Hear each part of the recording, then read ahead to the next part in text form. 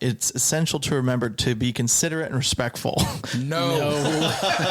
I'm the one getting my head shaved, and I'm like, that's incorrect. Back to AI. Okay, here. yeah, let's get back into the AI. Let's stop shitting on Chris. Okay. Yeah.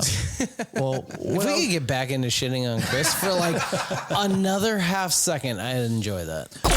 Isn't there like a set of laws for like AI robotics and stuff like that they already have in the system? I think that's the movie I, Robot. Yeah, with Will Smith. Well, no, that's a real. Okay, I'm looking this up. Yeah, you're gonna have to look that up.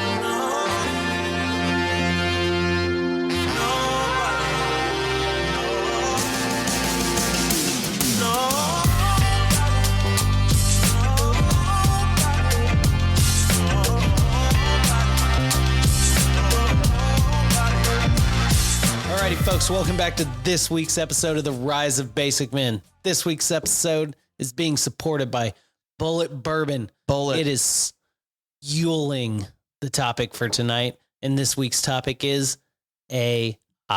Artificial intelligence. There we go.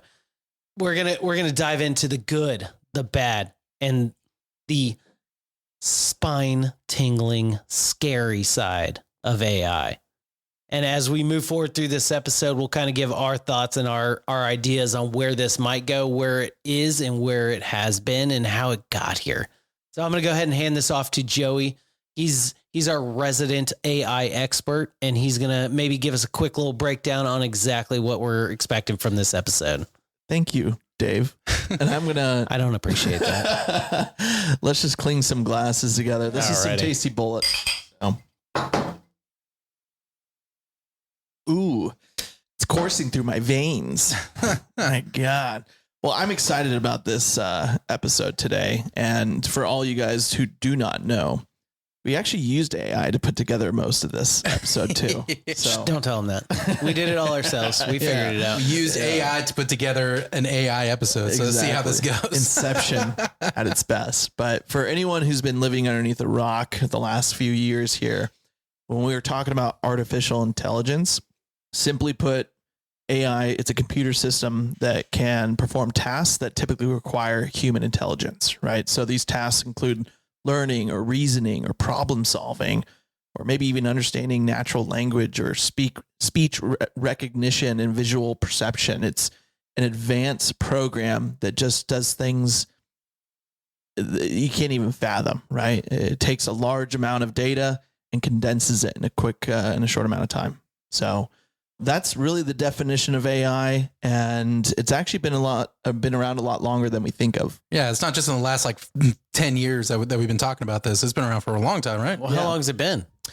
Well, it first started off in the 50s, right? So there was this guy named Alan Turing who introduced the Turing test in his paper, The Computing, Machinery, and Intelligence. And for anyone who's never heard of the Turing test, what was the movie? Ex Machina. Machina. However the hell you say it. Machina. Jesus Christ, you were the worst Mexican. Machina.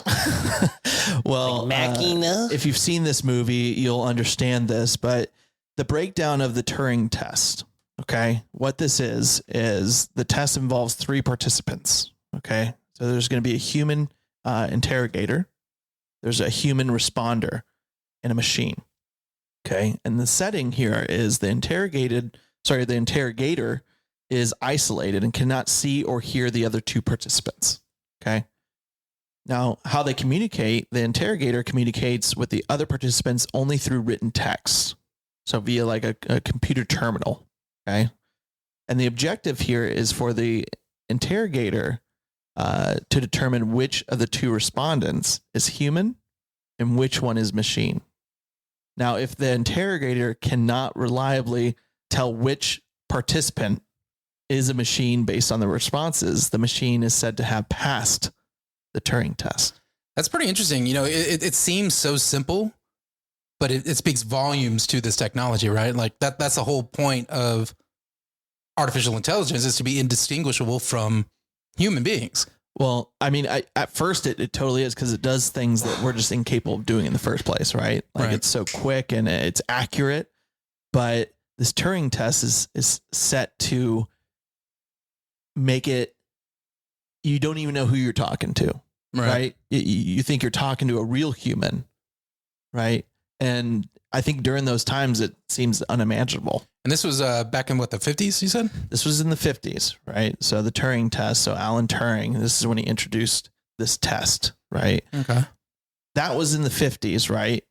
And in the 60s, there was early AI programs. And I don't have the details of these, but there was a program like ELIZA and SHRDLU. I don't even want to pronounce that, but they were developed, which could perform natural language processing and problem solving in like restricted domains and, you know, the early ages of the computer. Right. When computers were the size of a this room, TV. A giant building, right? A little shed.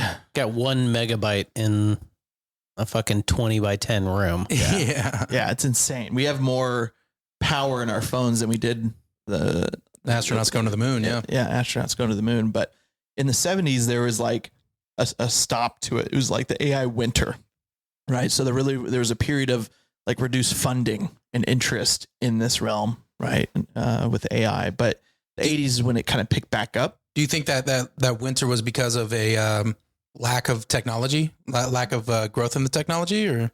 Yeah, a lot of failure of early systems to meet like a high expectation. So I think it was just one of those things where naturally they just it wasn't going anywhere. It was too early on. Maybe there's not a lot of like belief in where they're at in that time with technology. And maybe there's a lot going on in the world. Yeah. Right. But, or like a shortage of data being able to be put in there too, maybe. Yeah. It could be many things, but I think it's just naturally, that's just when there wasn't a lot of motion. Kind of died down. Yeah. But then it picked back in the 80s, picked back up in the 80s. And maybe that's the result of some medicinal substance that people started using. I don't know. Say no to that. I'm pretty sure David's accurate with that little statement, but somebody's like, oh, we can get computers to do whatever we want. But in the 80s, there was a development of expert systems, which could mimic the decision-making abilities of human experts in specific domains. So that, and you saw it too, like in video games, right? There were systems coming out like Nintendo, and it was just this kind of futuristic virtual VR, right? Virtual reality. You got movies coming out. And so I think that's also what kind of pushed it, kind of awakening the beast. The want was there from people. Everybody wanted to get that technology. Yep. Speaking of VR, did you guys, any of you played that early VR on, I think it was like Sega Saturn or Sega Genesis? Oh, where everything was red? Yeah. And you had to like stick your head in there? Yeah. You're just like, you got your head buried in this thing and I think it was tennis was like the main game I played. And it was like this VR system, but everything was like red light. So when you're looking at it, you're like, oh, this is cool. I've never heard of that. You haven't? No, it was really cool. And, we had one friend that got the system and, we played it like 4 times and it was. So it's like goggles. You put your face into the goggles. Yeah. I want to say it was like a unit and you like, I don't remember if you put it on your head. I feel like it was like mounted and you like leaned into it and played like that. And you still played with a remote. Interesting. But this right. Yeah. It was god awful. Oh yeah. I remember that. Yeah. So it was like desk mounted or something. Virtual Boy is what it was called. Virtual Boy. Yeah. That's pretty cool. Yeah. I remember it was horrible. Oh, it was terrible. You play it like twice. You're like, that's cool. But like, I don't want to play this. Well, the thing about it was it gave you headaches. It gave you really bad headaches when you were in there because you're not used to that kind of stuff. But yeah. Yeah. It's like your parents being like, don't get too close to the TV. You're like, how about I put the TV on my face? Well, getting back into this. So the 80s is when it picked back up, right? So then going into the 90s, so the focus shifted towards data-driven approaches and machine learning, really towards the 90s with like algorithms, like decision trees and nearest neighbors. And, they're kind of, I guess, taking our outside world and collecting data, right? So that's when we started like breaking out into the 90s. But in the 2000s, I feel like 2000s was just exciting, like Y2K. Yeah. And a lot of new stuff coming out. It just seemed like that was the future. That decade there was so much change in that one decade, good and bad. It was crazy to live through, crazy to be in the age. Cause all the 3 of us were in our teens in that decade. You know what I mean? It was pretty crazy. Yeah. And also during the 2000s, the reason why that's good is there became availability of powerful computing programs like computers, right? So there was plenty more resources for people to test and develop things and applications. So that was really the start. You know, you had Apple, right? Yeah, the iPhone, and all that kind of Microsoft. Stuff, yeah. You had a lot of people like competing with each other, right, to be the best. So and the other big thing too is AI needs data to learn and bring things together. Yep. And the start of the 2000s is when you get all that. We're putting our data out there and not even realizing what's happening. We're much more cognizant of it now. But back then, people were putting out their like social security numbers online and shit like that. It's like the creation of the data set for AI future learning. Right. So without us just being idiots and going like, yeah, let's just put this online. Do. Yeah. AI is not going to learn any of that stuff unless it has access to that data. Right. Yep. And I mean, just kind of like, I guess moving forward towards the present time now, you know, we've had plenty of time. There's been plenty of companies out there who have adopted AI language models and learning AI in general to their software platforms. But AI today, it's now part of everything, right? It's Every everywhere. Technology, including like search engines, right? And virtual assistants, even Alexa, right? And our Siri on our phones, recommendation systems in general. You know, it's just kind of widely used and accepted in our day to day now. I don't know about you guys. Do you remember hearing about ChatGPT for the first time? Yeah. Yeah. Where were you? Where was I? I don't know. In a car, probably. So you don't remember. I mean, I remember hearing about it, but not where the I was fuck gonna I was. say- It wasn't. yeah, I remember hearing about it other like on like a things. podcast or something like that. But my first real experience with it was, I don't know, one of the first times you and me hung out. You had talked about it because you've been into the AI stuff for a long time, and it just blew me away the amount of stuff that this program could do. And I think it was ChatGPT was what you were talking about, right? Yep. Yeah. The ability to write essays, to write emails, and you were showing me all this kind of craziness. I was like, this is a real thing. And you're like, yeah, it's going to revolutionize the world. I'm like, well, no shit. I don't have to do anything. Yeah. I remember first hearing about it, and I finally kind of like jumped on it and started testing it out. And when you first jump on it, even if you're like technical with, you know, programs or whatever, you're still like skimming the surface. I remember when I first got on there, you're asking basic questions like, give me a recipe. And it's like, Yeah. you know, oh, give me something different.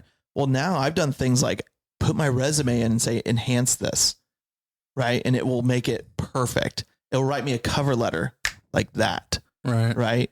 And even adding pictures, like for anyone who doesn't know this, like when we were first developing this podcast of ours, I was having AI give us pictures. I was making artwork Right. for our podcast. Don't tell people that. We made all that artwork. That's all us. We're good drawers. Yeah, but you know, I use it every day, Yeah. and people are like, "Well, it's just like a search engine." No, it's not.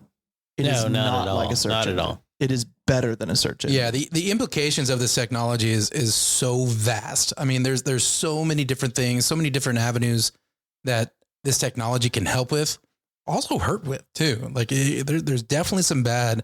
One of the things that we wanted to do in this podcast too, in this episode, is talk about the good, bad, and the outright scary things. Like David said in the beginning here, I kind of want to start with something good. Now, obviously, we were kind of talking about that, making your life easier. Sure. What's another good thing that this is going to help with in the future? Yeah, there's been a lot of AI in the healthcare industry. Mm-hmm. And one of the things that really stand out to me that I read was one of the biggest AI potential benefits is to help people stay healthy so they don't need a doctor, or at least need to go to a doctor as frequently, right? And AI is being used to detect diseases earlier and with more accuracy. So for example, there's AI software that can interpret mammograms and translate patient data into diagnostic information and determine breast cancer risks 30 times faster than human doctors, and with 99% accuracy. So it's reducing the need for unnecessary like biopsies. in the future, which is insane. Right. Amazing technology can diagnose people. What's the use of a doctor, right? So this technology can also take away jobs, right? Or it could, or not, maybe not take away jobs, but it could shorten the amount of jobs that are out there for people due to this. They call it technological unemployment. So when a system comes in or a program that just revolutionizes the industry, naturally people are going to be out of a job. Right. Yeah, this is the car of the computing world. Right. So you just got to pivot. Yeah. You got to pivot. Pivot. It goes back to all those people that were like, learn to code. And then it's like, now it's like, you don't really need to code anymore. You can just ask AI to code. Well, I'll say this in terms of the coding piece, because that's a real issue, right? Is people that are programmers, and then you got ChatGPT that can do this in a second without any errors, right? But it's still a tool.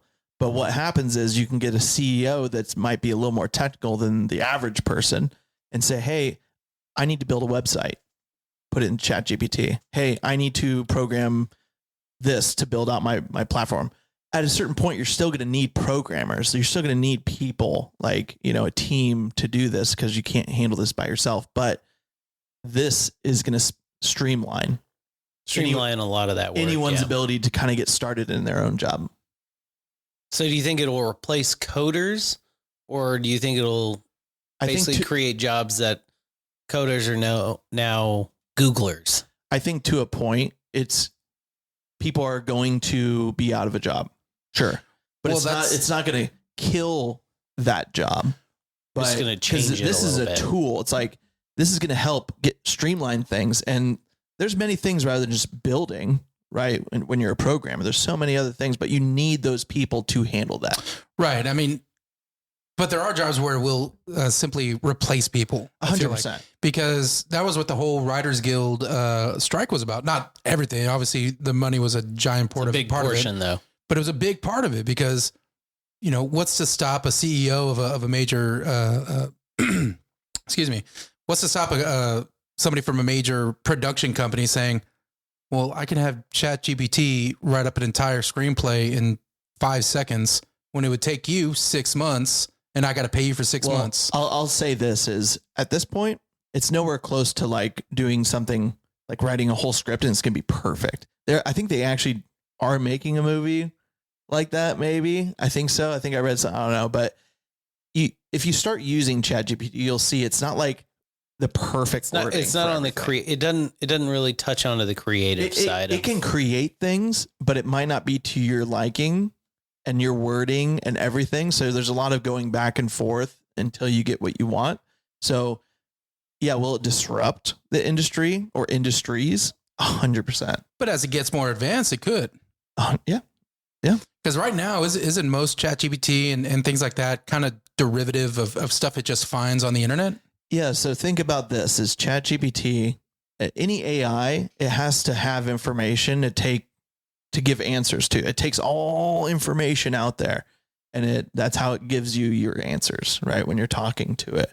So yeah, to your question, it learns, and probably at a certain point it will be a little insane, right? Yeah. with it. But as of right now, I think it's just on the surface. Yeah, right? I think the Writers Guild is just trying to get ahead of it before it gets bad. Well, with them too, I think what they're also worried about is using their likeness, right? So digitally putting people's faces on the screen that aren't actually there. Yeah, deep fakes is a huge thing. We'll talk about that a little bit later when we get to the scary side of stuff. Yeah. But jumping back into the healthcare side of things and things that are good. Sure. We don't want to make this all negative, right? The one thing that I saw and doing some research on this topic, right, on AI, watched a couple documentaries and I was just specifically looking for the good, right? And in the healthcare side, it talked about this story, a gentleman who got a motorcycle accident a decade ago, 10 years ago, hasn't walked in 10 years. And using AI and using that technology, they were able to bridge the gap between where his injury was in his neck, and he was unable to walk from there down, from his brain to his legs, to where he's able to walk. Now, he's not walking like you and I, but he is walking with a walker, and even without his walker, he's able to take several steps. That's insane. That is mind-boggling, Yeah. and the future that promises is incredible. You know, Yeah. I mean, you could create superhumans with this kind of stuff. You know, using that type of technology. I mean, that's the applications of this is not all scary, but it's there's beautiful things that come along with it as well. Yeah, and Elon's talked about that. Is he's got that Neuralink system that he's going to put in, and that'll have an AI generator in there. Right. And his main goal is to help people, usually military veterans that have damage from, let's say, IEDs, got shot, and it's to restore links from the brain to extremities, brain to the eyes, you know, fix any issues that they may be running into that are nerve related and connective related. Yeah. And that's his main goal to start. Eventually you'll just be able to have the internet in your head, which will be interesting. I'm kind of freaked out about that, but I think certain sites will be going through your head all the time, huh? Yeah, no, absolutely not. I don't know what you're talking about. Well, to that point, I mean, the development or deployment of the AI, it's going to bring forth like ethical, considerations regarding its safe and beneficial use, really. And some people say that the potential benefits of solving like major global issues or even issues across, humans in general, right, outweigh the risk of, the scary part of where we see this could go, like a Skynet, like a basic risk assessment. Yeah. The end of the world versus helping people. Right? Exactly. Exactly. And sticking with this health thing, I mean, this is my first foray into AI at all. Is my Whoop strap actually added AI? What's a Whoop strap? Whoop strap. We've talked about it before. It's the strap I wear on my wrist. It's a health monitor. It's like sleep. It's like an Apple Watch type thing, right? No. Okay. It's not a watch. It's what's a Whoop? It's just a strap. Okay, I see it. Gotcha. Yeah, it's a health monitor. It tracks data like resting heart rate, strain, recovery, and it tracks it, and it'll help you kind of plan your day out. And that's how when I originally bought it, it's like, hey, maybe take a rest day today, or hey, you are primed, good to go, push it today. And now what it does is I can ask AI, I'm like, hey, due to my poor recovery but high sleep, what training should I do to hit 11.2 strain today to maintain my training? And it'll be like, all right, we recommend, maybe you do a short run with a little body weight workout. And it'll give me this 3-paragraph breakdown of like, here's what we recommend you do today based on what you're training for, which would be the ultra marathon, and what your recovery status and strain status from previous days is, what your monthly totals are. And so it takes all your health information that it's been recording and goes, okay, here's what we think you should do. It's like maybe vary from that. Or if you want to push past that to increase your like cardiovascular system, we recommend doing this. And so it's been kind of interesting the last couple of weeks to just kind of go, okay, like, all right, I'm really tired today, but I have a really good recovery. What should I do? And they're like, do a long, very slow run and, keep your heart rate under X. And so it's been super interesting. And I feel like my training in the last 2 weeks, I went from doing a half marathon at 10-minute, 40-second pace to doing 18 miles at slightly faster. And then now I'm doing 8 and 5 mile runs in like the 8 to 8:20 minute pace, where I'm just like, holy shit. My times are getting less per mile. And then I'm not breathing very hard because you're following the I'm kind of using that as a guidepost, because it's not perfect. It'll be like, you're perfect to go today. And I'm like, you don't know me. I'm not good to go today. We're not doing shit today. And that was Tuesday. It was like, you're primed and ready to go. We recommend 16.1 strain. I was like, Yeah, my buddy's in town and we had a couple drinks last night and you didn't pick that up at all. You don't know me, Whoop. You don't. I can just imagine the AI in the Whoop, just like, you're like, what do I need to do? What can I do to be better? And it's like, be a man. Step your shit up. Yeah. It's just savage. Yeah. Well, I mean, this is kind of I want to go into like a story of AI. Sure. So people kind of understand this a little bit further.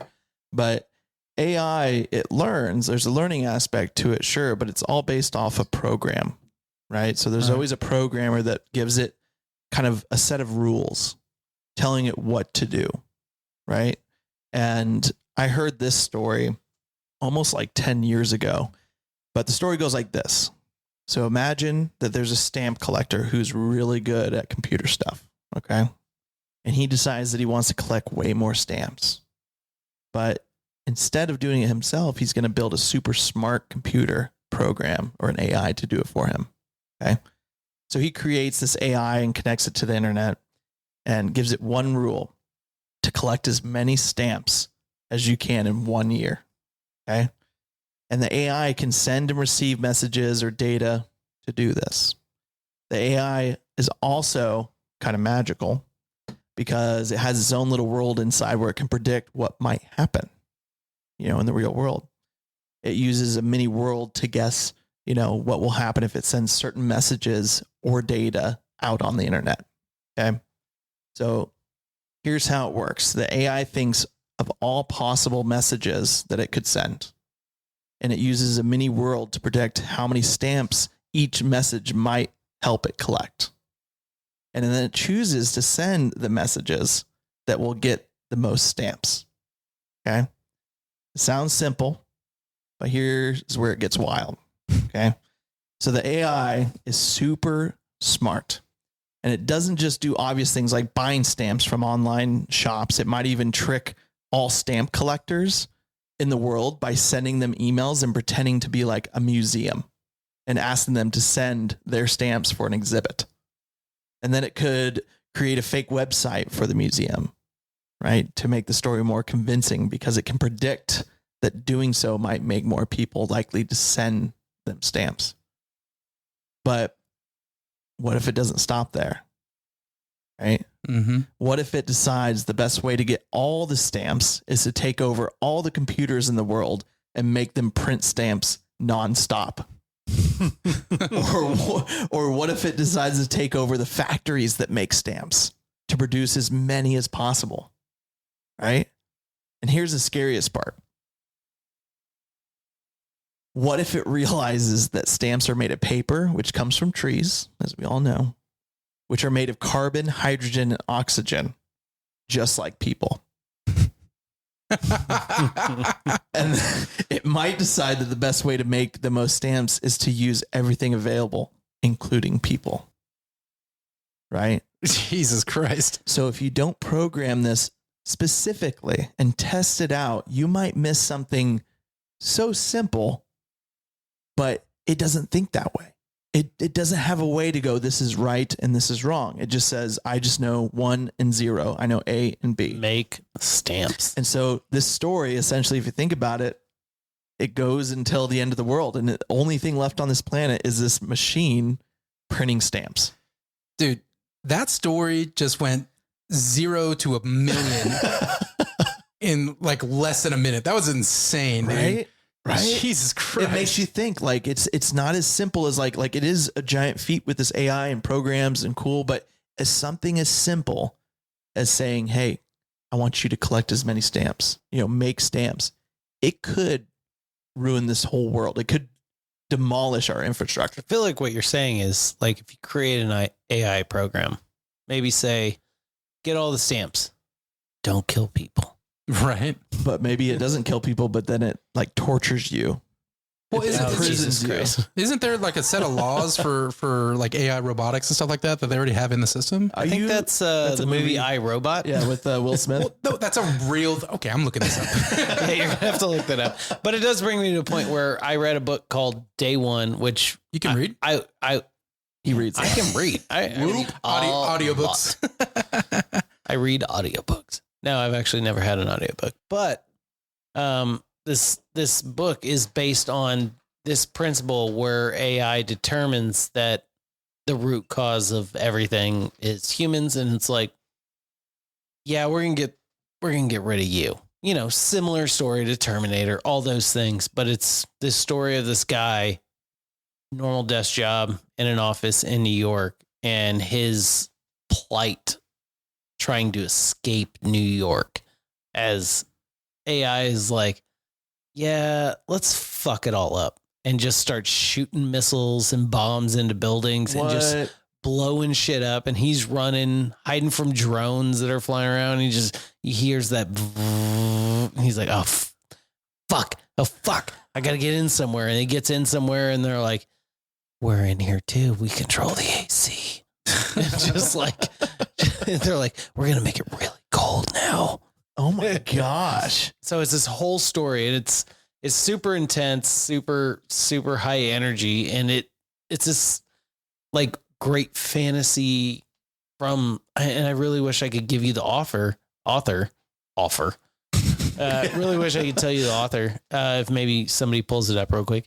The book's called Day One. I recommend it to a lot of people, especially if you're very interested in this topic, because it just like reading it, I was like captivated. It's a shorter book, and I was able to like get through it in like 2 days. Nate Kenyon. Nate Kenyon? Is that right? I don't know. I can't see it. I see the book right there. That's the book right there. Yeah, Nate Kenyon. Yeah.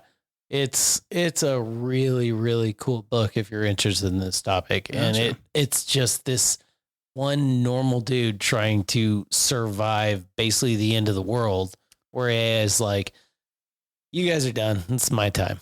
Kind of sounds like that Will Smith movie where he was going against well, that's what the picture reminded me of. I'm sorry. Is that also? No. You're talking about I Am Legend? That's iRobot. I Am Legend. I Am Legend. I Am Legend. That was zombies. No, this picture that we're looking at on the TV, it kind of looks like the movie poster for I Am Legend. Yeah. But speaking of iRobot, so the 3 laws that I was talking about was brought up by Isaac Asimov, who wrote the science fiction novel I, Robot. So that is what I was thinking.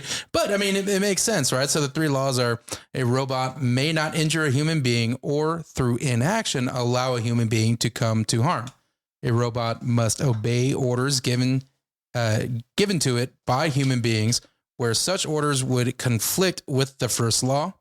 A robot must protect its own existence as long as such protection does not conflict with the first or second law. I mean, I feel like stuff like that would need to be put into this, right? 100%. But that's on a basic, and it's a movie thing. So there has to be so much more into that, probably programmed if you're taking this movie into reality. But like that stamp story is just an example of how something so basic, but if you don't program it exactly the way you should, there's so many things that we don't think of as humans, right? Yeah. And something as simple as collect as many stamps could literally destroy humanity as we know it. Dude, that's so scary, man. I mean, well, we said we were going to get into the scary. I mean, the scary part of this is world ending kind of stuff, right? I mean, that's everybody who thinks of AI always thinks about AI taking over the world. We have so many examples from Hollywood, I think we said it earlier, Terminator, you have iRobot's another one. You have all kinds of different ones. And it's like in our minds to not want AI because the worst possible could happen just because it's been in Hollywood, right? Well, yeah. And, I think there's some truth to it too, Right. Like whatever's kind of a reality at that moment, or maybe it's not. We like to kind of, focus on that in terms of Hollywood, but Right. a lot of the stuff doesn't seem too far-fetched, and it's kind of hard to think about those things because you think about the stuff that we have today that's been introduced to the public. Well, a lot of times it's been used by the government or military for the last 30 plus years, Right. until it becomes, irrelevant. And, we have much more technology, and that's like basic to us now. Right. Exactly. So if AI is now a thing here to the public, curious what level we're at. In the military side. Yeah. Behind closed doors. It's interesting. That's even more scary. Yeah. Yeah. But let's talk about something light. Yeah, let's go back to the So good, please. UFOs, do they happen? Well, there's a thought that UFOs were made by AI. I mean, yeah, something that stood out to me, honestly, that I was reading about AI that was pretty cool was a couple things. One, I know we're talking about some people that might not even know what ChatGPT is or anything, but this is something I think we can all relate to. So there was this recent incident where this tick-borne disease on a dog was producing confusing symptoms, right? The dog's worried owner put the details of the symptoms into ChatGPT 4. ChatGPT 4 is like the newer version. Right. That's like the most recent version that came out, right? Correct. And it hypothesized what the condition might be. And the owner took this information to a second veterinarian who confirmed one of the probable diagnoses that ChatGPT had suggested while the puppy was still like definitely needed to see a real vet, I guess prior to this, but they were able to massively speed up the time it took for diagnosis to diagnose the illness. So like the first vet was just like, I don't know what the hell's going on. The first vet was kind of like whatever. So literally the owner took the symptoms and put it in the ChatGPT 4. The ChatGPT 4 gave out some hypothesis of, hey, it could be this, could be this, could be this. And he took that information and went to a second veterinarian, and the vet was like, cool, well, we're going to do this for the dog. And that dog has made a full recovery. That's fucking awesome. Saved a life. There you go. And I've even heard stuff about like lawyers, like people like letting go of their own lawyers because, I don't know how much it takes, but it probably costs a lot to talk to your own lawyer over issues for like 30 minutes or something. And someone found answers to their own cases in ChatGPT 4 and they fired their lawyer. Right. Well, I can do this better with ChatGPT. Well, I was going to say, didn't ChatGPT pass the bar exam? Didn't they fed it the bar exam and I think it passed it. Yeah, I believe. Well, I don't know if it's ChatGPT, but it was an AI system that passed the bar. I was going to say the same one also got a 700. Very, very high score. You got like a 700 on the math portion of the SAT. Like it like is amazing. Yeah. That's pretty cool. Yeah. I mean, I never cheated on any math exams, but when I didn't cheat on math exams, I got correct answers. Let's be real. If you're not cheating, you're not trying. You ain't trying. Yeah.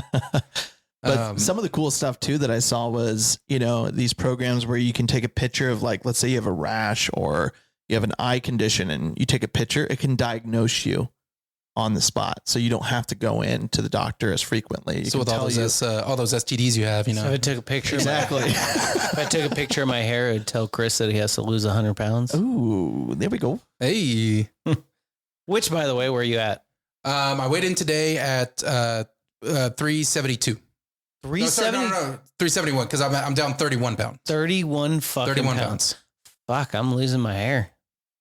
Dude, I'm working on it, man. We'll see. And I say we'll see. I believe in you, Chris, but you've been kind of balancing 31 pounds that's ahead of schedule, just a smidge. You're barely on pace right now. No, he's slightly above pace. I'm above pace. By a pound. Come on, Chris. Oh, I almost called you Chris. My name's David, by the way. Chris. No. You're doing a great job, Chris. Well, that's embarrassing that you confused us. Man, to you. Yeah, that's Mr. exactly Bald, what Mr. I potentially said. bald guy. Yeah, I can't wait for that. That double mustache, yeah. Can you ask ChatGPT what hair style would be good for this Yeah, deal? we could definitely do that. Yeah, we could do that. I'm in. I'll do it right now. Yeah, you're going to have to do it. Now. We don't know how to use ChatGPT. yeah, I'm the only one that knows. Well, while you're doing that, one thing that we touched on before the show, you and me were talking about this, Joey, was the mental health aspect that AI could help a lot of people with. Yeah. As opposed to going to a therapist, trying to find the right therapist and everything like that, you can actually use AI and have somebody that's completely impartial and tell you how to help yourself. And there's not going to be any softness to it. There's not going to be any, maybe I shouldn't tell them this. The AI is just going to tell you, hey, this is what's wrong and this is how you're going to fix it. And some people just want that. Yeah. Some people want to just talk to other people. That's fine. But I think mental health not necessarily could be fixed with this, but could definitely be helped with AI as well. Yeah, it's a non-judgmental platform. Right. And you can get answers quick, fast, and hopefully some solutions. I don't think one little answer that you're reading might not be the savior of your whatever you're going through, but you don't have to necessarily go in front of someone you don't know, relive the whole story, and maybe just be given pills, right, to take. And if you're strong enough, you might be able to take the solutions that ChatGPT 4 AI is giving you, and it might be beneficial. Right. I thought that was a really cool thing to bring up with that, the mental health side of stuff with it. Well, that being said, I do have 5 crazy hairstyles that we can give David. So, all right, let's hear them. We will post these along with before the episode we jump in. on our Can socials. we just clean some glasses? Oh, Jesus fucking. Hold on. Oh, hey. Here we go. There we go. Okay, there we go. Cheers, guys. This is Bullet, baby. That's good. That's good. Yeah, mine's a Coors Light. Yeah. So I'm going to read this from start to finish because it's kind of funny. So so this is what I wrote. I go, if I was to shave my friend's head for losing a bet, what would be the most embarrassing hairstyle to give him? And this is what AI said. While it can be tempting to give your friend an embarrassing haircut as a result of losing a bet, it's essential to remember to be considerate and respectful. No. I'm the one getting my head shaved, and I'm like, that's incorrect. Publicly humiliation or embarrassing someone can be hurtful and potentially damage your friendship. Nope. Instead, you might want to opt for a humorous or lighthearted approach for that your friend can laugh about as well. Here are some fun and less embarrassing haircut ideas. You'll see. Next. The quote unquote reverse mohawk. Shave a strip of hair down the center of their head. Leave the sides and back untouched. We can't. Yeah, it should have been beard because we're donating my hair, so I have to cut the hair off. It's a separate thing. Okay, we'll do this in pieces here. What do you guys think about the reverse mohawk? A strip shaved right down the center and keep the sides. I would just do a bowl cut because that would be hilarious. This might be in there. Okay. I don't know yet. I don't know. But when I think about it, I think it would be hilarious. But I want to hear what else is on there. We got the skullet. The skullet. Skullet. What is a skullet? What do you think a skullet is? Bald with hair in the back, maybe? Shave the top of their head completely bald. Like except for like maybe the front. While leaving the sides and back with longer hair. It's like a bald guy that grows his hair out. It's a mullet with a shaved head. So Okay. A skullet. Okay. Then we got the mullet, which we all know. So, But that's popular mullet. now. So Yeah, I can't do that. We don't want that. The patchwork. Oh, What do you think of the patchwork it's is? like a checkerboard. Oh, yeah, I was gonna say a checkerboard. So you shave squares in the head. I mean, that's kind of what it, randomly shave small patches of hair in different places on their head. All right. Yeah, I like that one. I like that one so far. That just seems annoying. And then there's a last one. I think it's just whatever. It's the crazy patterns. Use clippers to create funny and non-offensive patterns or shapes on their head. Well, of course, we're going to... I know exactly what shape I'm going to put on David's head. It's going to be offensive. It's German. Yeah. Same wavelength. I know. Yeah. 9. Oh, we're gonna get canceled real quick. Yeah, you're definitely not. No, that's not going on my head. But it is. Or just a giant set of balls. And You could just do balls. I think that's more appropriate. We'll turn his beard into a ball or a little nutsack. there you go. Oh yeah, that can definitely be done. But you have to get there, Chris. Yeah, Okay. I'll get there. Yeah, for sure. All right. I'm on pace. 31 pounds.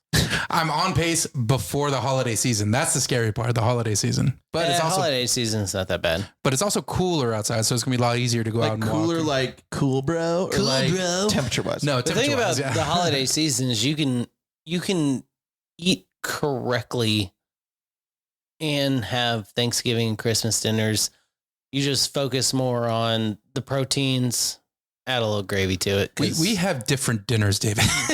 But that's what you need You to don't realize. eat turkey at your fucking dinner? Oh, that and many, many other things. Yeah. Just avoid the many other things. Chris. That's what makes it. Chris. Yeah, I get it. Chris, But like, do you just want eat this to happen? smaller Okay, guys. portions. Yes. Okay. Jesus. I'm trying to help you. I know. My head itches. I want to shave my head. I don't really want to shave my beard. So that's coming. just get close. The hair comes off. What happens I got to keep my beard. if the holidays are tricky, just so you know. Yeah, I know. And you got to think of pacing where you're going to be at. So if you're halfway through and you're not halfway there, you're going to have to play catch up. That's tougher than. Oh yeah, I know. Trust me, guys. I am very well aware. I have the plan. Did anyone tell you look good, by the way? No, nobody ever tells me I look good. Yeah, they shouldn't. I'm just kidding. You look amazing. You look amazing. You walked right the fuck. I know. All right, back to AI. Okay, yeah, let's get back into the AI. Let's stop shitting on Chris. Okay. Yeah. Well, if we could get back into shitting on Chris for like another half second, I'd enjoy that. Well, I got a few other things I want to mention, and I know, David, you have a pretty cool story that you wanted to mention about Facebook or AI. Oh, I was like, what the fuck are you talking about? Oh yeah. So we get the whole story where Facebook was one of the people. Oh, you can go into it. I think you're gonna bring me into this a little bit, but you were just like, oh shit. Well, I was gonna give a couple good ones, but you go straight into this. So basically, Facebook created a couple chatbots, and they were like, well, let's see what happens if we. And these are language chatbots. They're designed to basically decipher one language to another language, so it makes it easier for people to communicate with each other. Well, they're like, all right, let's set these two chatbots up. So they talk to each other, and the chatbots were like, yeah, so all these languages are bullshit. We're gonna create our own language real quick. And they just started. They were like, they're watching this thing, and it's like, oh, they're deciphering one to the other, and then all of a sudden they're like, well, wait, what are these words? Wait, what are they talking about? And so these two chatbots were just like, this is a bunch of bullshit. We're going to create our own language real quick, and we're going to get this stuff done quicker. And Facebook was like, no, hitting the big red button, like, stop right the fuck now. This is not what we're asking you to do. Do you think it was because they were just trying to communicate faster, or was it because they knew they were being watched by the human? Oh, I think they were trying to communicate faster. I think they were trying, because they're programmed to do X. So right. I think what happened was they were like, yeah, X is way over there. This fucking program you gave me is bullshit. I'm just gonna create this quick language so me and this dude can talk to each other faster. But that's the thing is, they don't know. They couldn't decipher what that language was. They didn't understand how they were communicating with each other. So that tells you, like, hey, we have no clue what they're doing. Yeah, we did. There's zero idea. 0 to 100 super quick, and they could have been doing something a little dark, and you don't even know. Yeah, and these are on locked servers too, so it can't like pop out into the internet, because that would be the big issue, is if you have something like that that's creating a language and then hops onto the internet, that could fuck some shit up. Yeah, it honestly kind of, it makes us feel like we have a limited ability to control or understand their actions, right? So yeah, that we set parameters for them, but who knows what they're doing beyond our knowledge. Well, did you guys hear about that AI bot that was put on Twitter, and it started replying to people, and like within like 15 hours, it was spitting out like anti-Semitic language. It was hating on women and all this kind of. They were like, no, we got to pull the plug on this. Jesus Christ. Obviously, it was because people were feeding it that kind of thing. So it was learning from that. It read Twitter, and it was like, you guys are a bunch of degens, so I'm a degen? He's like, me too. Well, some of the good stuff, kind of going back and forth here, but one of the things I read was AI could help world hunger. Yeah.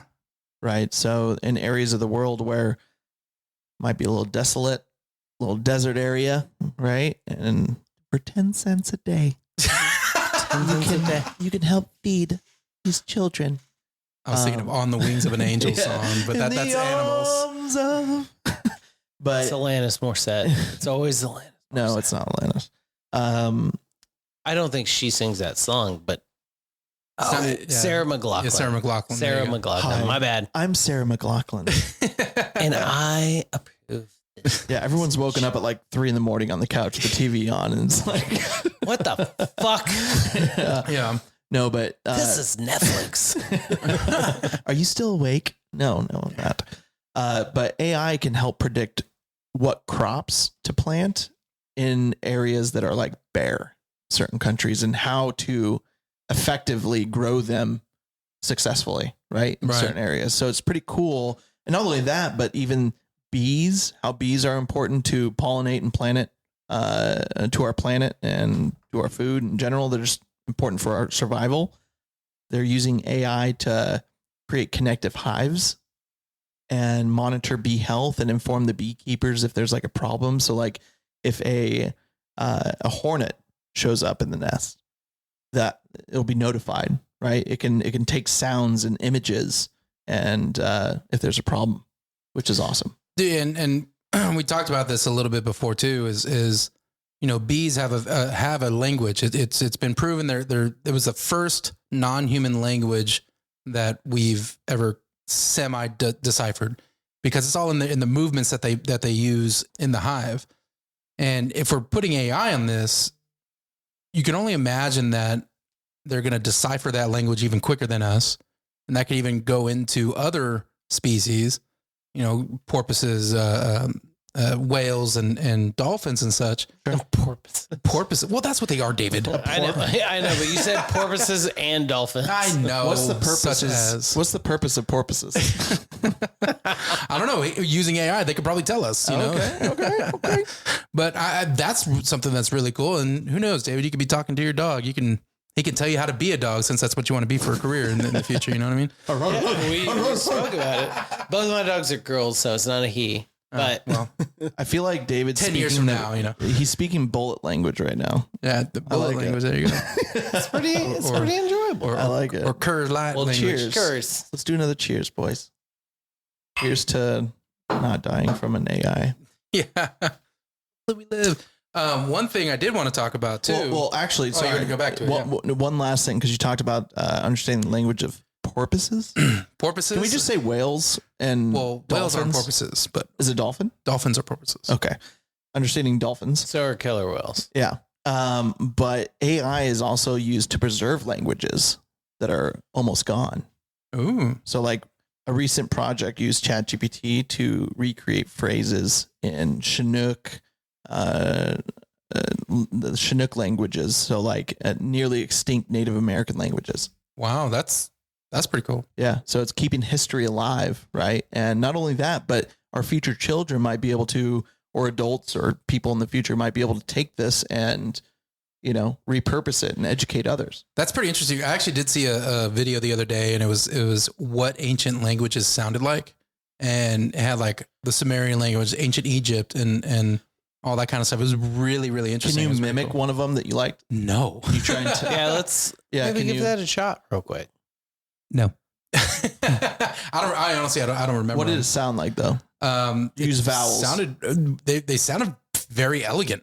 Like what? Very I like how smooth I languages. asked it and he's like, no. And then you asked it and he's like, well, it's very elegant. And let me break it down for you. And here's exactly what it sounded like. I'm glad you asked, Joel. Let me go into it. I trust Joey more than you. So. I mean, clearly I would too. No, but what were you going into? I just want to connect that because you're talking about. Well, language. just kind of going into things. This is kind of a two-sided thing, because I want to talk about education in general with AI, right? So with ChatGPT, you're able to write essays. You're able to do all this kind of stuff. What is that going to do to us, or especially kids growing up now in the future, as far as being able to retain information, being able to actually learn the subjects that we're teaching, right? So what I mean by that is that there's been studies and it's been proven that we're not retaining a lot of information now in our brains just because of the phones that we have. Sure. We know where to find the information, but we're not going to hold on to it. That's why I know maybe 2 or 3 phone numbers in my head right now. Oh yeah, When in the 'Cause you had 80s to know the numbers when you were growing up, or addresses, right? 'Cause it was addresses and imperative. everything. Yeah. Yeah, like 736-817. No, it's 8675309. I'm not gonna say it out loud because we don't want people calling Chris's old phone number. I was gonna say it's not even my phone number. That's your old one. Yeah. I have no idea what your new one is. I like Bullet David. Yeah, Bullet David's fun, David. Yeah. But no, I mean, fuck you guys. It's That's a really compliment. interesting. It is really interesting though, because like you even said it earlier, right? It kind of takes your mind away from the mundane stuff and actually lets you think about the bigger picture and more thought-provoking questions. Yeah. So do you think AI is going to better in that way? Or do you think this is going to make kids dumber? I think it's twofold. I think, yes, it's bound to change how we think, what we remember, what's part of our day-to-day lives. But there's also a positive with the AI in the education system, which is it can actually understand certain people's ability to learn, and it will mold to that person, right? Because not everyone learns the same, right? So whether it's how quickly they read, right? Maybe it's what type of words that are in front of them, right? What text size are in front of them. Like everyone learns at a certain speed. So I do think if it's used correctly in the education system, it will help them educate themselves. But to your point of, is this relevant for me to memorize like a phone number now? Right. Probably not. Right. Or how to write an essay. But that's another thing too, that's a real thing, is college students or even high school students saying, hey, write this essay and have these sort of references at the end of it, or included in the document or whatever the sheet that you have. I almost think what it's doing is eliminating a task for one of the people maybe involved in that kind of thing. Yeah. So like somebody that's like, oh, I gotta put this report together, but they can just do it with AI. And then Well, they also, don't here have we to go. spend Here we all go. this time. Here we go. They'll have you write it like with a pen and pencil. Go back into pen and paper. Yeah. Yeah. So we're gonna downgrade. I mean, for certain things, saying, hey, do this. This is how I know. But also, too, Just I think copy it off the computer. there might be a way that because this is the beginning stages of AI and ChatGPT, maybe there is something programmed for the school system for them to say, run these through ChatGPT, and it will tell you if it was do that. Yeah, it has like a watermark on it. Yeah, or something. yeah. Okay, I believe you can do that already. As a teacher, you can drop their reports. Let's say they do a book report. You can drop their book report in to the interwebs, and it'll tell you if it's What are you, 80 years old? auto generated. Goddamn interwebs. Into the Google. So it's in the web, right? Yeah. Well, On the line. It's on the line. on the line. No, it's online. To kind of continue in the education thing, because this is another thought that just popped in my mind right now, is that's one side of it, right? I've seen this story about China using AI and using cameras to like film classrooms, where if they could, the AI and the camera can actually like hone in on every single student, they can tell who's paying attention, and that'll notify the teacher real time. Be like, oh, Wang, pay attention. I was gonna say a normal name. Hey, it's Austin Powers. That's Austin Powers. That's not me. Be like, oh, David's over there. He's sitting, his head's down. He's not maximizing his efficiency of learning.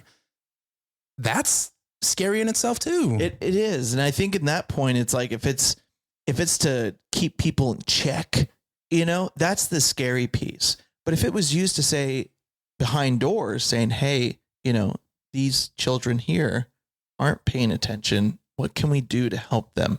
Right. That's a way that I think it would be acceptable, Right. Or beneficial. beneficial to do. But if it's like, these people aren't paying attention, then alarm goes punitive. off. Yeah, it's like punitive. It's like, I feel like when China does things, it's very like people are numbers. Right. They're not real people, and they're using technology to keep people in line. Right. That's where it becomes like the line for me. So to kind of toe that line again, I'll go off education right now. One thing, in doing my research on this and looking into and watching other documentaries, I came across one documentary. It was really, really good. It's called Coded Bias. It's on, I want to say it was on Netflix. It was a really interesting a documentary, and it was mostly about facial recognition and the AI behind that, and how there's inherent biases in the algorithms of all these AI systems. And to talk about the punitive point of being overwatched, one of the things that they talked about was this happened in the UK. There's a alliance. I think it's called the Big Brother Alliance or something along those lines. I'll have to look that up again. But what they did was they're out on the street where a van for law enforcement was scanning people's faces because I guess somebody had gone and punched a cop at some point, and they had a description of the assailant, but they just had this van parked. They was scanning everybody's faces, and they stopped several people, and it was, without provocation. They were literally just walking across the street, and officers in what is it called? Not in uniform, civilian clothes. Yeah. They would pull people aside. I know we talked about this beforehand, and maybe this is where we're going to kind of differ.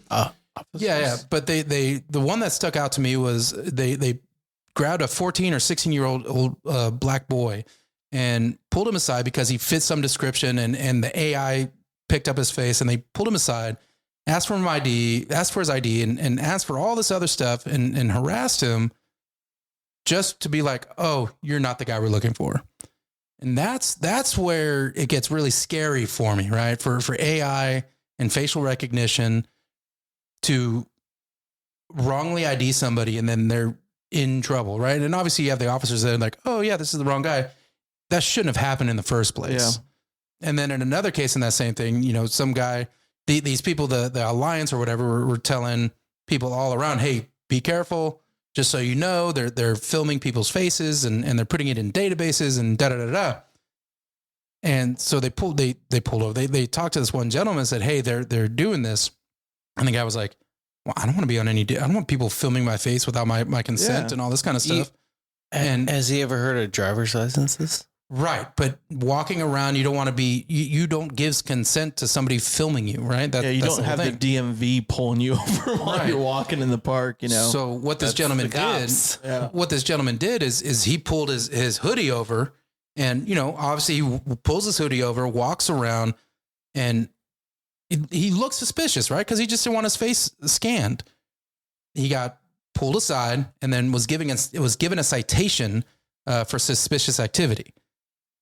He literally did nothing wrong. It's not illegal to put your hood over your head, but because he was hiding his face from the facial recognition, the AI software, he was given a citation. Now, he didn't go to jail or anything like that, but still, it's. Was he able to fight it?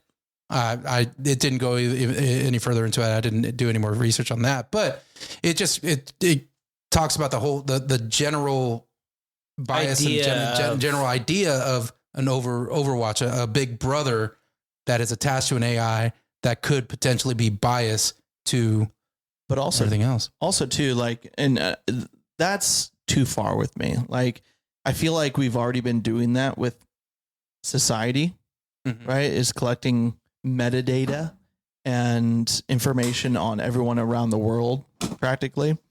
And when you mentioned that earlier, I was thinking Edward Snowden, right? Like, he worked for the NSA. He was a contractor with them, and he started leaking classified documents, which is why he's now on the run, or has been on the run. But he pretty much exposed the collection of vast amounts of electronic data, right, on both American citizens and individuals right around the world. In a past episode, didn't we say free Snowden or something like that? If we did, we'll say it again, free Snowden right now, because what's wrong, quote unquote, legally is you're giving classified information out, which is illegal, right? Right. But there's also an ethical piece to this, right? 100%. And at what point do we give up our freedoms for security, right? and we didn't ask for this. I feel like advancements like AI get in the wrong hands, and they're like, well, we're making you safer. Right. Are you though? Are you? Exactly. And that's the whole thing. Give us all your guns. We'll make sure you're safe. Yeah. It's unreal. Like the gun topic's another deal. That's whole, yeah, sorry. That's a whole different thing, but that's essentially like the extreme to that, right? 100%. And the scary part, there's a good, but also scary part to any advancements in our society, which is, something like AI that can be used for amazing things such as healthcare and finding cancer cells and finding medication to solve for these things, right? To prevent cancer and mammograms, right? And biopsies and, helping your dog survive maybe this tick-borne illness or whatever. Helping David run faster. Or helping David run faster. I'd love to run faster. Yeah. But there's also a scary, dark story to this, right? And Absolutely. I think it's when it comes to the governments in certain countries, we're going to have to do things to prevent other countries from doing nasty stuff too. And maybe we might be those people, such as your story with the UK. Right.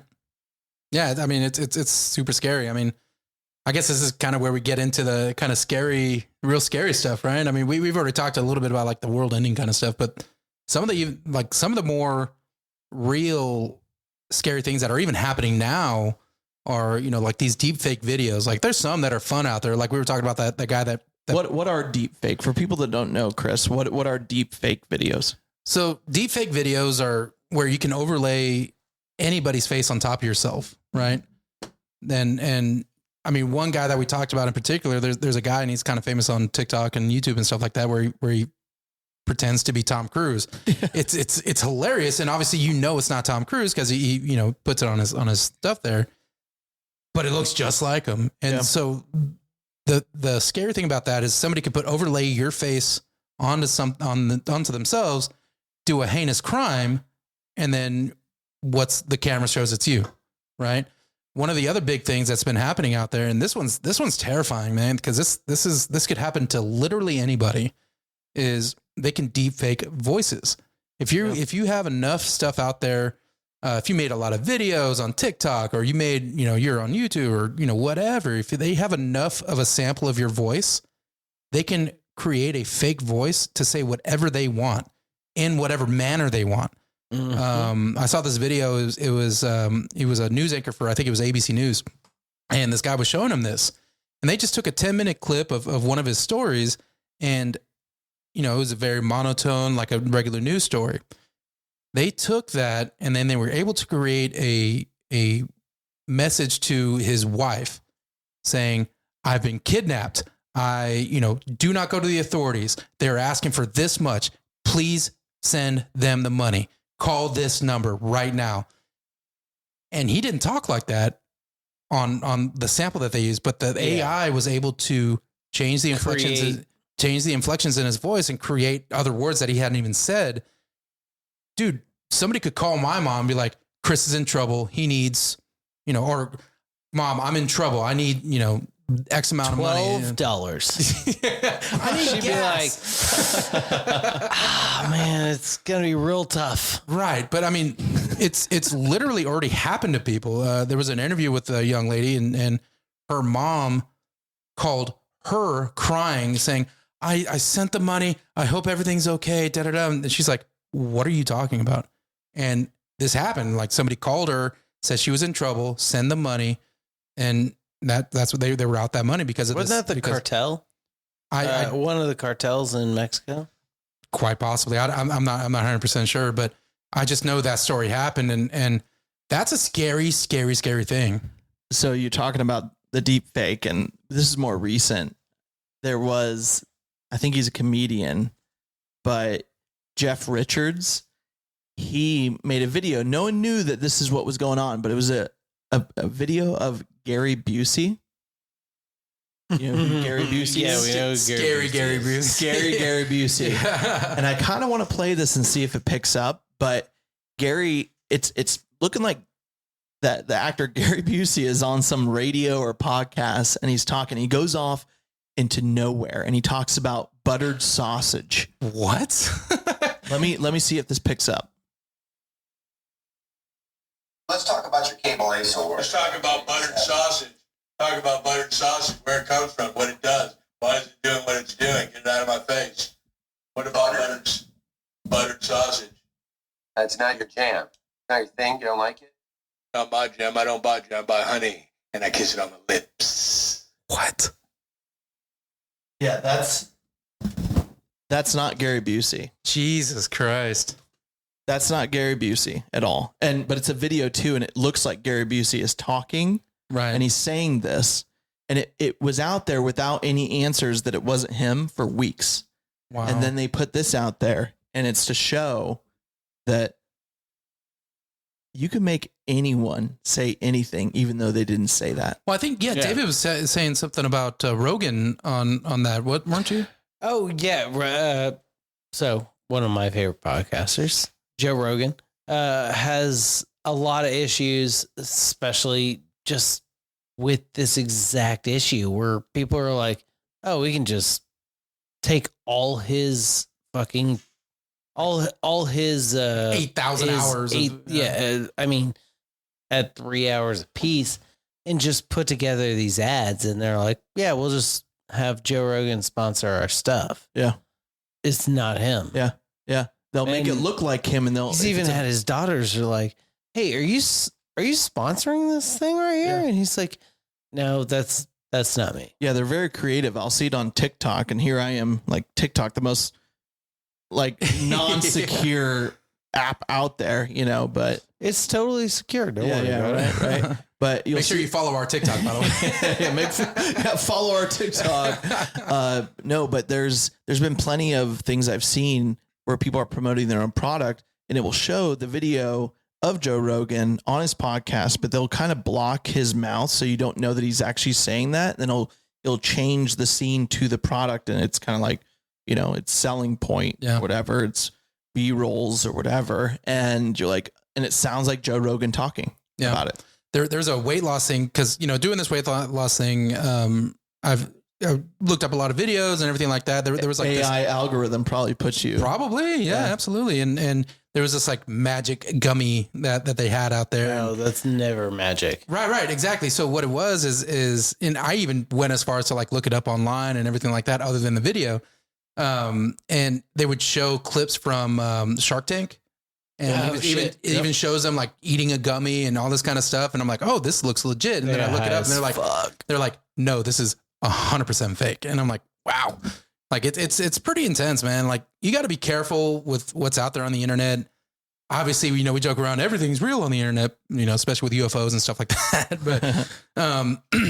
But yeah, there's a lot of fakery and fuckery out there that you got to be careful with. And yeah, that's the whole deep fake thing. And that just hits close to home, because that could literally happen to any single person out there, because the scammers, they don't care who you are. They just want to get something out of you. Oh, 100%. Yeah, it can literally happen to anybody on the internet. Yeah. Dude, this just popped in my head because I saw this video a couple months ago, and it kind of freaked me out, and it made me rethink about posting pictures of my niece with me and stuff like that online. So it was this video, and it was, somebody posted a picture of their daughter on Facebook or something like that, right? And this person goes to a movie theater, and the movie theater it was basically for them, right? The movie was for them. And they're like, what the heck is this? And it shows this older, probably girl in her mid-20s saying, Mom, Dad, this was me. And it goes back to a picture of that they posted online. And AI aged her up into her mid-20s and had this person talking to them via the movie to them as their daughter of a elder age. And the scary thing about that is, all these people putting their kids online, everything like that, that's just out there in the ethos, and these scammers or these, very bad people out there can use that likeness and use this deep fake technology and this AI technology for children to do terrible things with their likenesses. I mean, even steal their identities and stuff like that. And, it's all about consent, and the child doesn't have, they can't give consent to posting their pictures and stuff like that. Yeah. And that's, another topic in itself, but I've heard plenty of things where it's like, hey, be cautious of the pictures you're posting, especially of children and other people online, because people will find that and they'll use it for their benefit. Yeah, absolutely. Absolutely. Yeah. That's why I only strictly post pictures of Chris. He posts more pictures of me than me. I don't post shit, but I'm like, here's Chris today. We're in a track super early in the morning. Yeah. It's been a while since we've done that, actually. We need to get back into that. Do some track days. It's also pretty crazy. What's that? Boston Dynamics. Boston Dynamics. What's that? You guys? Oh yeah. Have you guys ever seen those robots? Dogs in the. They've made robots throughout years, and they'll post videos of them with these robots. These robots, they'll have them like pick up boxes or jumping onto a box and doing like a little obstacle course. You've never seen that? Yeah, I've seen those. Yeah. But they've elevated their technology like crazy throughout the years. If you talk about the gun one, that's it's not fake. real. No, that's yeah, fake. okay. Yeah. Okay. I was like, God damn it, Joey. No, Where are we going with this? No. But it's pretty surreal seeing people using AI and certain technology to make actual robots. Like, they're not mechanized. They're not like controlled by somebody necessarily. But I mean, it's pretty surreal seeing an actual robot over the years being developed that can perform insane tasks, not just like walking and keeping balance, but like picking things up. If someone tries pushing it aside, it'll like catch its balance, and stand back up. And that's where that funny video comes from. It's like, you see people hitting it with like a hockey stick. Yeah. And it just keeps going about its day. And I remember seeing this video and I think it was a news story, and it was at some like AI conference or robotics conference or something like that. And they were trying to show, this robot's using AI to do like a simple mundane task of like moving boxes around. And after, I think it was after maybe a couple hours or so, it like got fed up and just ended its own life because it was like, I don't want to do this anymore. You guys remember seeing that? Really? No, I didn't. No, I'll have to look it up because I definitely remember seeing this, and it like became, quote unquote self-aware, and it said, I don't want to do this anymore. I'm done. Well, guys, I mean, I think we're at a point here where there's a lot of good for humanity, for our day to day, for our world, what AI can offer, but there's also a pretty dark, point to AI and technology that we kind of have ideas where it could go and where we don't want it to go, but do we have control over that? Absolutely, man. This subject is so vast. I mean, we can definitely do another episode on this later on down the line, because there's a lot of stuff that we didn't even really get to on this, talking about weapons and all that kind of stuff. So we can definitely go further on down this. I mean, or if anybody out there has questions on it, also let us know. I mean, this is a huge topic, and it's a very it's a very to the times topic as well. I'll even say this: if anyone out there is familiar with ChatGPT, okay, and knows that you can create, artwork, which we did for our podcast using AI. I'd be curious of anyone sending over their own artwork of what who the Rise of Basic Men is. Tell you what, let's do a contest. Whoever has the best one, we'll post up on our socials. Yeah, we'll make it our profile for a week. Yeah, we'll do that. I'd be curious. Unless it's good, and if it's good. Now, if you're throwing us some racist stuff or something like that. Well, yeah, of course we're not going to mention that, but we'll talk about it. On our most recent episode after this. If anyone shares anything, I think that would be entertaining to see who, three guys sitting in a room doing a podcast, what you imagine these three basic men. Yeah. What do you think the Rise of Basic Men looks like? Yeah. Yeah. And we'll talk about it and we'll shout you out, but I think that might be entertaining. That would be great. Yeah. We'll shout you out on socials, and then we'll shout you out whenever we record after we get all those in. That'd be great. Yeah. All right, guys. Well, keep rising, keep inspiring, and remember, your story matters. Let's go. Blah, blah, blah, blah, blah. Cheers. Jesus fucking Christ. That's great.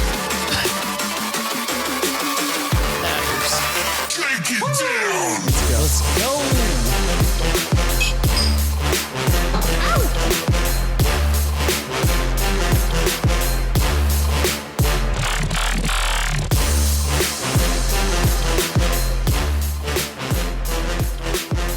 Alrighty, folks, welcome back to the Rise of Basic Men. In this whiskey fuel episode, sponsored by.